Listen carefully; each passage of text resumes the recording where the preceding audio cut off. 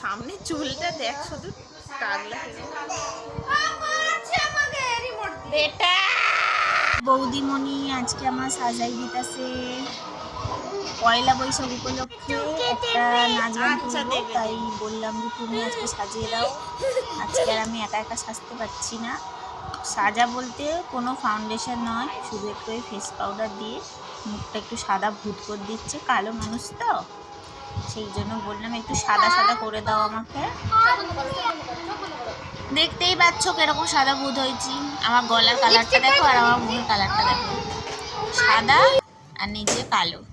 তারপরে একটু গয়না গাটি শাড়ি পরে একটু সেজে গুজে নিলাম। তারপরে চলে গেলাম বাগানে। বাগানটা অনেকটা সুন্দর, সেইখানে নাচের শুটিংটা করে নিলাম। তো তোমরা পরে দেখতেই পারবে। পয়লা বৈশাখের দিন ছাড়বো বলে এটা আগে থাকতেই প্রি শ্যুট একটা করে রেখেছিলাম।